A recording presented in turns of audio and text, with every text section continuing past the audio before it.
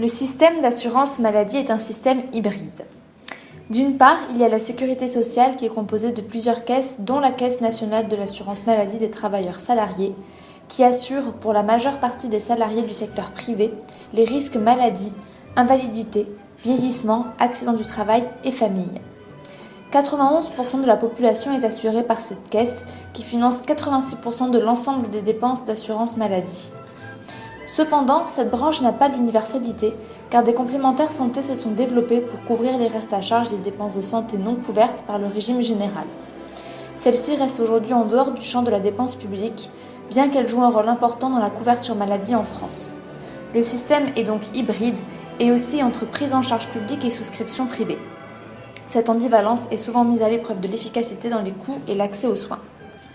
En effet, les dépenses de santé augmentent sans cesse à cause de l'augmentation de la demande de soins, due au niveau de vie plus élevé, au vieillissement de la population et à la transformation des pathologies, et aussi de l'influence de l'offre de soins, avec le progrès technique médical, la rémunération à l'acte, la liberté d'installation, etc.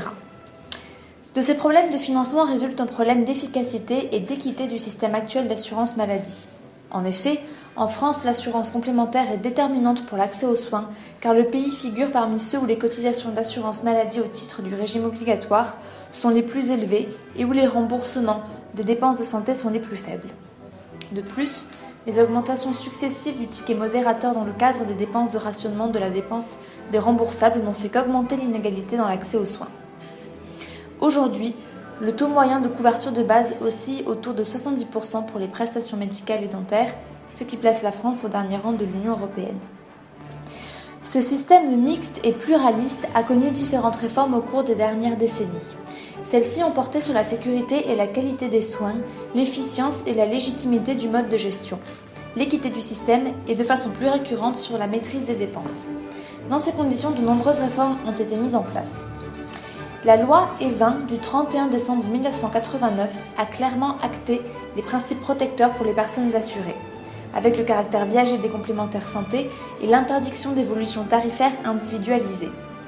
Face à une sélection médicale moins bien acceptée socialement, elle est venue encadrer les modalités de la sélection médicale sans en remettre en cause le principe. Pour les contrats souscrits à titre individuel en matière de complémentaire santé, l'article 6 de cette loi a posé deux principes essentiels. Les assurés bénéficient d'une garantie viagère. Donc les personnes assurées ne peuvent voir leur contrat résilié par l'assureur, même si elles deviennent des mauvais risques, elles doivent pouvoir conserver le même niveau de garantie si elles le souhaitent.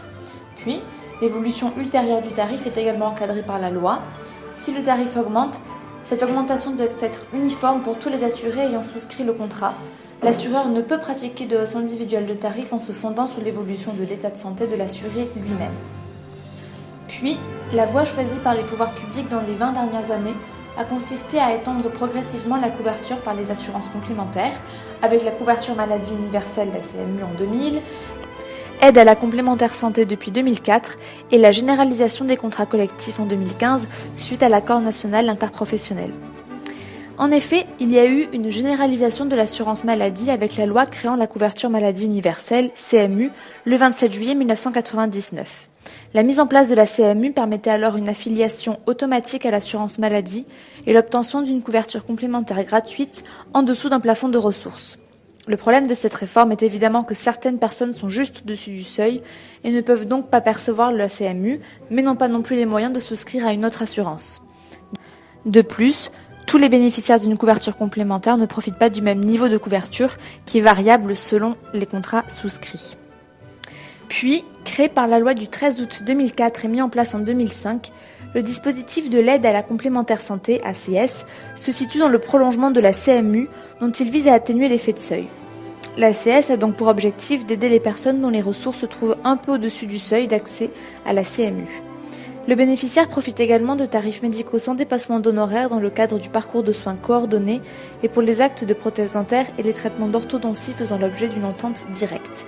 Le plan Douste-Blazy en 2004 met en place l'instauration du forfait de 1 €, le passage du forfait hospitalier de 12 à 16 € et le parcours de soins autour du médecin traitant. Puis, on suivit en 2006 l'instauration du forfait 18 € pour tous, les actes supérieurs à 91 € à présent à 120 € et en 2008 l'instauration de la franchise médicale sur les médicaments, les soins paramédicaux et les transports. Entrée en vigueur en 2006, la notion de contrat responsable et solidaire incite chaque assuré à respecter le parcours de soins coordonné afin de bénéficier d'une bonne prise en charge de ses dépenses de santé et maîtriser à l'échelle nationale également les dépenses de santé. En 2015, les obligations des contrats responsables ont évolué. Le gouvernement entendait lutter contre les dérives des prix constatées dans le domaine de l'optique et contre les dépassements d'honoraires notamment. À compter du 1er avril 2015, les contrats de complémentaire santé respectent un nouveau cahier des charges pour conserver le label contrat responsable et solidaire. Adhérer à un contrat responsable a plusieurs avantages aussi bien pour l'employeur que pour le salarié. L'employeur bénéficie d'une exonération de charges sociales pour les cotisations qu'il verse dans la limite d'un plafond. Le salarié, quant à lui, profite d'une déduction de la part salariale dans le calcul de son impôt sur le revenu. Ainsi, nombreuses sont les réformes passées qui ont tenté de limiter les dépenses afin d'améliorer l'efficacité du système de santé et également favoriser un accès plus égalitaire aux soins. Toutefois, le système est en mouvance et de nouveaux projets ont récemment été adoptés ou envisagés. C'est ce que nous allons à présent vous exposer. Dans une première partie, nous allons vous présenter les réformes dont l'objectif est de réduire les inégalités d'accès aux soins. Ainsi, nous verrons des réformes qui ont été envisagées telles que la mise en place d'un plafond annuel avec franchise et le bouclier sanitaire avec la suppression des ALD, et également une réforme adoptée, le reste à charge zéro. Dans une seconde partie, nous verrons quelles sont les solutions aux problèmes engendrés par l'empilement des régimes obligatoires et complémentaires. Nous aborderons des réformes de court terme et de long terme avec la suppression envisagée du système MI. L'assurance maladie française a toujours laissé une partie des dépenses de santé à la charge des ménages pour les dissuader de recourir à des soins inutiles et pour réduire le montant de ces remboursements. Le reste à charge des ménages, qui comprend les tickets modérateurs, les forfaits, les franchises ainsi que les dépassements d'honoraires, peut conduire les plus modestes à renoncer à des soins essentiels, ce qui en fait un système porteur d'inégalités. Une première réforme est avancée par Pierre-Yves Joffard et Grégoire de la Jeannerie. Leur étude se concentre en particulier sur les disparités présentes entre les individus ayant une complémentaire santé et ceux n'en ayant pas. En effet, ils expliquent que la diminution de la couverture publique d'assurance maladie, du fait d'une modification du système de remboursement de dépenses des soins pour l'AMO, rend l'assurance complémentaire nécessaire en France. Or, selon l'IRDES, 6% des Français ne disposent pas d'une assurance maladie complémentaire. Cela représente 11% chez les ménages les plus modestes, contre seulement 2% chez les ménages aisés. Cet article étudie une réforme possible de l'assurance maladie obligatoire qui prend la forme d'un plafond annuel de la participation financière en soins de ville. Un tel plafond serait financé par l'instauration de franchises non assurables, c'est-à-dire que cette franchise serait non remboursable par une assurance complémentaire afin de sensibiliser pleinement le patient à une partie du coût de ses dépenses de soins. Cela consiste en la prise en charge à 100% des dépenses de soins de ville dans le périmètre AMO lorsque le reste à charge de l'assuré dépasse un certain montant. La réforme se concentre sur les soins de ville puisque les restes à charge les plus importants résultent nettement plus des soins de ville que des soins hospitaliers. Ce mécanisme de protection existe dans de nombreux pays européens sous la forme d'un montant monétaire fixe pour la Suisse, les Pays-Bas et la Suède, ou bien d'un plafond fixé en fonction du revenu pour l'Allemagne et la Belgique. Les avantages de ce type de plafond sont multiples. Tout d'abord, il permet une meilleure prise en charge du risque maladie. Il compense l'effet négatif du ticket modérateur en limitant la part des dépenses de santé à la charge de l'assuré. Il permet ensuite une meilleure couverture du risque maladie des assurés ayant une forte dépense de soins du fait de leurs caractéristiques individuelles, les personnes âgées ou les personnes suivant le régime ALD par exemple. Enfin, il assure une plus grande transparence quant à la décision de recourir à une assurance complémentaire. Grâce à l'instauration d'un plafond, l'assuré saurait quel est le risque maximal qu'il encourt par rapport aux prestations remboursables. Son choix de s'assurer ou non auprès d'une assurance complémentaire est donc éclairé. On peut à présent se demander quelles conséquences le plafonnement pourrait-il avoir sur l'articulation entre assurance maladie obligatoire et complémentaire. Cette réforme suppose évidemment un changement important des relations entre le régime obligatoire et le régime complémentaire. La sécurité sociale, prenant en charge toutes les dépenses d'un assuré au-delà d'un certain montant annuel, interviendrait en quelque sorte en tant que réassureur. Les assureurs complémentaires seraient alors incités à développer leur rôle d'assureur supplémentaire, c'est-à-dire la couverture des prestations en dehors du périmètre de l'assurance maladie publique. Les assurances complémentaires peuvent aussi craindre une vague de désaffiliation suite à l'instauration de ce type de plafond. Ce phénomène devrait être limité car la couverture du ticket modérateur n'est pas l'unique raison pour contracter une telle assurance.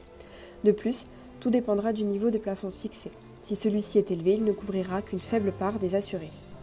Les auteurs réalisent ensuite une micro-simulation des effets de la réforme en choisissant dans un premier temps de manière exogène un montant de franchise ainsi qu'un ticket modérateur sur l'ensemble des soins de ville, de manière à ce que la réforme s'autofinance. Les résultats seront analysés selon 3 critères. Tout d'abord, l'équité. On constate que les réformes proposées ont tout un effet positif en termes d'équité par rapport à la situation actuelle. Les graphiques représentent le taux d'effort en fonction du revenu. On voit bien que la courbe noire, c'est-à-dire la situation actuelle, se trouve au-dessus des courbes représentant les différents scénarios. Les scénarios prenant en compte le revenu, graphique de droite, ont logiquement un impact plus grand sur l'équité que les scénarios avec franchise et plafond fixe, graphique de gauche. Le second critère est l'amélioration de la couverture du risque. Un individu averse au risque qui ne connaît pas son état de santé préférera la situation avec les réformes pour la simple et bonne raison qu'il voudra se couvrir contre les risques catastrophiques. Comme on le voit sur les graphiques, le risque de payer un montant supérieur au plafond est nul. On étudie enfin les proportions de gagnants et perdants suite à la modification du système actuel. On raisonne en connaissant les dépenses et les états de santé des individus. C'est un raisonnement ex post, ce qui nous permet de déterminer les gains et les pertes moyens. Peu importe le montant du plafond fixé ou les caractéristiques de celui-ci, qu'ils dépendent ou pas du revenu, on remarque qu'il y a plus de perdants que de gagnants. C'est le prix à payer pour introduire une plus grande solidarité dans notre système de prise en charge de soins. Et c'est justement cette solidarité qui comporte des failles dans notre système de remboursement actuel et qui rend notre système de prise en charge parfois inefficace.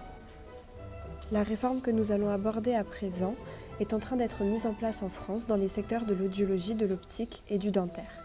Les restes à charge sont les plus élevés dans ces secteurs en particulier, entraînant des taux de renoncement très importants. Annoncé en juin 2018 par Agnès Buzyn, la ministre des Solidarités et de la Santé, grâce au plan 100% santé, les assurés vont pouvoir bénéficier de paniers de soins optiques, dentaires et auditifs de mieux en mieux remboursés jusqu'au remboursement total sans reste à charge à l'horizon 2021. La réforme 100% santé est née d'un engagement du président de la République pour que tous les Français aient accès à des soins de qualité intégralement pris en charge par la sécurité sociale et leur complémentaire santé dans ces 3 secteurs. Le projet du décret en précise les contours. Il définit le panier minimum des garanties applicables à certains postes de soins, ainsi que les niveaux de prise en charge. Il détaille 6 paniers de soins pour l'optique par exemple.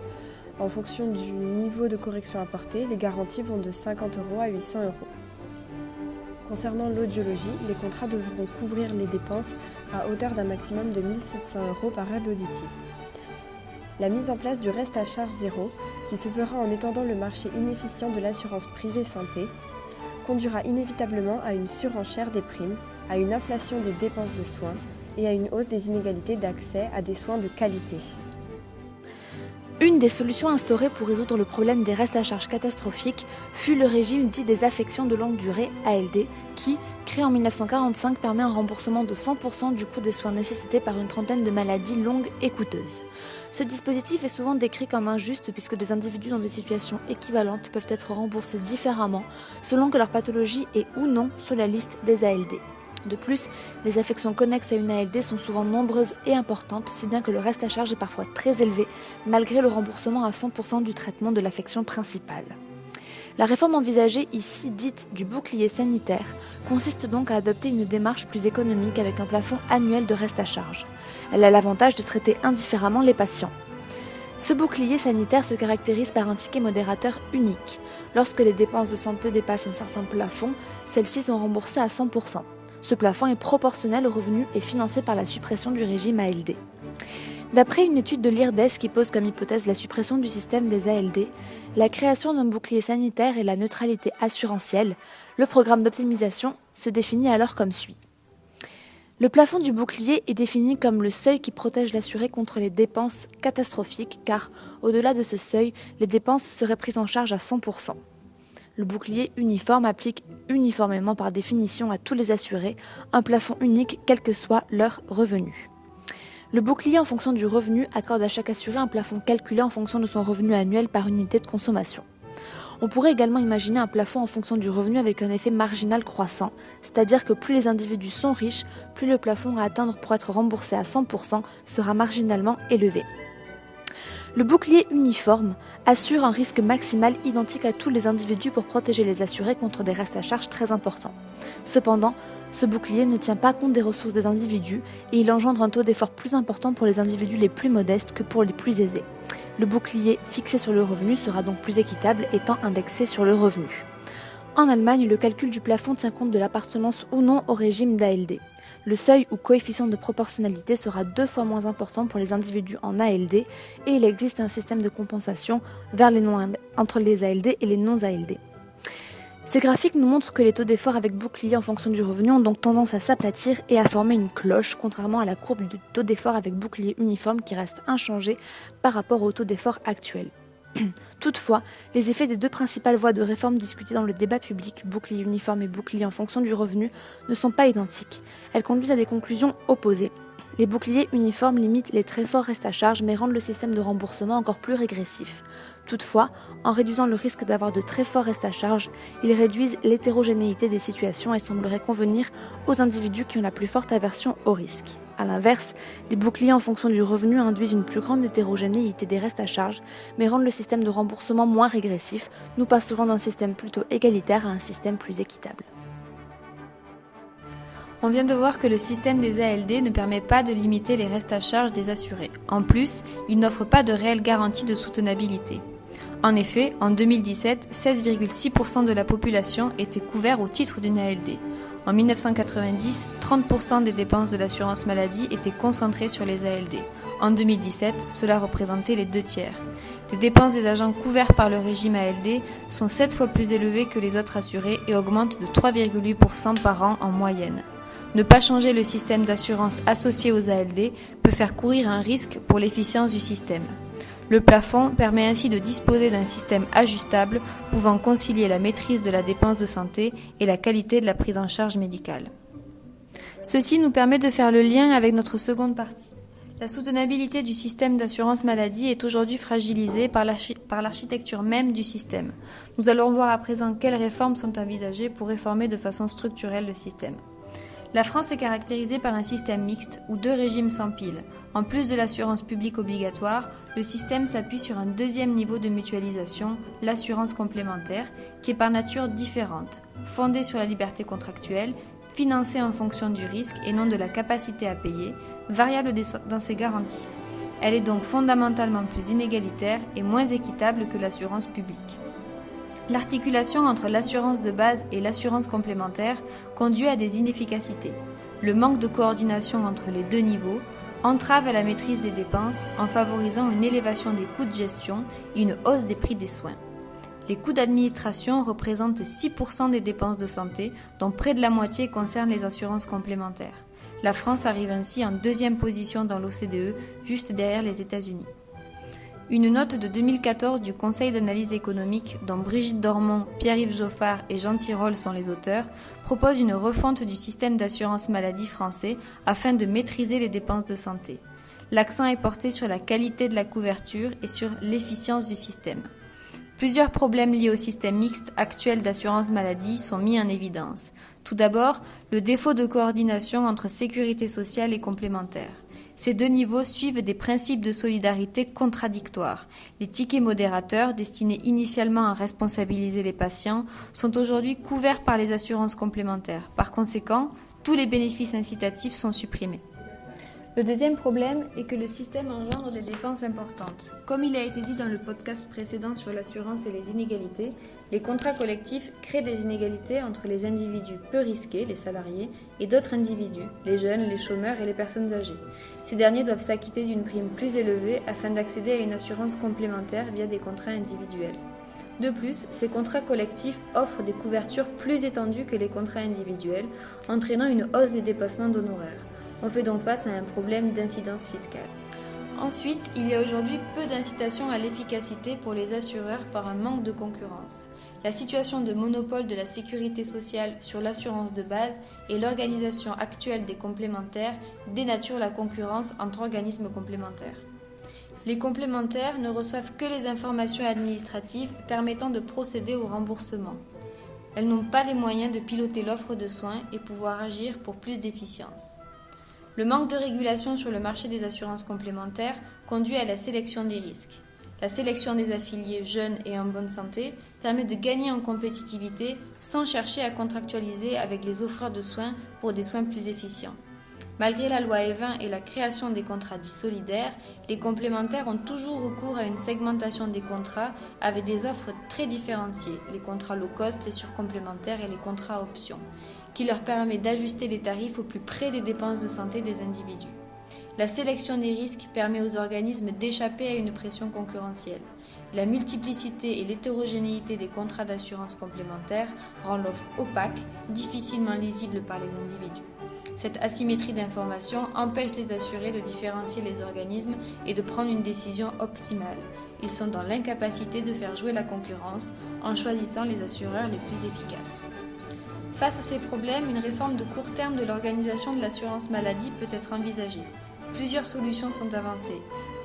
La mise en place d'une franchise ou d'un plafond comme il a été vu précédemment. Ensuite, il est possible de stimuler la concurrence dans le secteur des assurances complémentaires. La concurrence entre assureurs doit en théorie conduire à une meilleure efficacité productive, c'est-à-dire produire une meilleure qualité au moindre coût. Cela peut être effectué via la définition d'un contrat homogène. Il s'agit d'un contrat que tout organisme d'assurance complémentaire doit offrir, correspondant à la couverture complémentaire des soins remboursables au tarif conventionnel. Le contrat homogène implique que le contenu du panier de base, les niveaux de franchise et les taux de copaiement sont définis de façon homogène pour tous les assureurs. Les organismes complémentaires doivent afficher leur prix pour cette offre. Ce contrat est donc un contrat type, un référentiel pour le marché en termes de prix, de garantie et de service. Il doit comporter un niveau de garantie suffisant pour des prestations de qualité accessibles à tous. Un tel contrat permet d'introduire de la concurrence en prix. Seul le niveau des primes différencie une compagnie d'une autre. Pour offrir un niveau de prime compétitif, les compagnies doivent alors réduire leurs coûts de gestion. Le contrat homogène donne une meilleure lisibilité du financement pour les assurés et une meilleure compréhension de leurs risques, des coûts de santé et facilite ainsi les arbitrages du consommateur. Ensuite, on peut envisager la suppression des exonérations des cotisations sociales pour les contrats collectifs afin de maîtriser les dépenses. Afin d'accroître la concurrence sur le marché des assurances, une proposition de loi sur la résiliation des contrats de complémentaire santé a été adoptée le 27 mars dernier à l'Assemblée.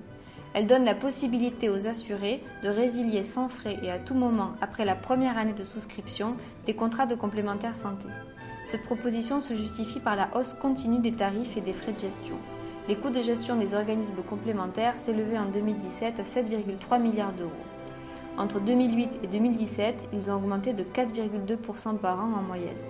L'objectif de cette proposition de loi est de faciliter la mobilité des assurés, de leur donner plus de liberté et leur permettre de bénéficier d'une concurrence accentuée en matière de couverture complémentaire. Cette proposition de loi fait débat. Pour le gouvernement, la résiliation sans frais et à tout moment doit inciter les complémentaires à diminuer les prix afin d'attirer ou de garder des assurés. Les organismes complémentaires affirment le contraire. La résiliation à tout moment va pour eux fragiliser la mutualisation en entraînant une hausse des frais de gestion et de distribution pour organiser les adhésions et les résiliations qui interviendront désormais à tout moment de l'année. Cette hausse de coûts se fera au détriment de la qualité, de la prévention et de la couverture. Enfin, une réelle contractualisation entre les assureurs et les offreurs de soins est nécessaire pour maîtriser les coûts dans la délivrance des soins et atteindre la plus grande partie des gains d'efficacité. Un assureur cherche à maîtriser les coûts afin d'être compétitif, et la possibilité de contractualiser avec certains offreurs est un moyen d'influencer la quantité et la qualité des soins délivrés. Les contrats peuvent spécifier le mode de rémunération, le niveau des prix, la localisation de l'activité, le respect des bonnes pratiques ou des objectifs de santé publique. La contractualisation peut prendre la forme de réseaux de soins qui ont déjà été mis en place par les complémentaires pour l'optique et les prothèses dentaires et auditives, où les complémentaires négocient les tarifs avec les professionnels. Les médecins, quant à eux, sont opposés à tout réseau de soins qui serait développé par une complémentaire au nom de leur indépendance professionnelle.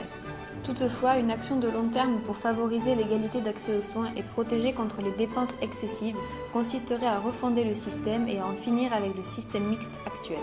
On peut envisager de modifier l'architecture du financement de l'assurance maladie et d'en construire une nouvelle à partir du principe qu'une prestation de santé est financée par un financeur unique. Deux stratégies sont alors possibles. La première, un assureur public en situation de monopole régulé. La seconde, une concurrence encadrée entre assureurs privés multiples. Ces deux options visent à clarifier les responsabilités de chacun et à permettre aux organismes finançant le soin de s'engager dans la régulation de l'offre de soins. Ces deux options sont très proches. Elles vont dans le sens d'une meilleure efficacité du système en favorisant notamment la diminution des coûts de gestion induits par la nécessité de traiter 2 fois la même demande de remboursement. Ces deux options ont plusieurs points communs. Dans la note du Conseil d'analyse économique de 2014, les économistes proposent que les deux systèmes aient le même financement par cotisation assise sur le revenu. De plus, ces deux options peuvent reprendre les propositions présentées précédemment, la franchise, le plafond, le contrat homogène standard. L'option 1 est un financement essentiellement public. En diminuant radicalement les dépenses non couvertes par la sécurité sociale, l'assurance maladie peut alors jouer un rôle de socle de protection. Dans cette logique, l'assurance maladie se concentre sur la couverture de base d'un panier de soins solidaires. Elle ne couvre pas certains soins, donc une couverture assurantielle mutualiste supplémentaire peut être nécessaire pour garantir un accès pour tous. Dans ce système, les organismes complémentaires deviennent alors des organismes supplémentaires. Un tel modèle présente plusieurs avantages. Il permet d'optimiser la gestion du risque. Chaque assureur est plus incité à investir dans la prévention du risque dont il est le seul financeur.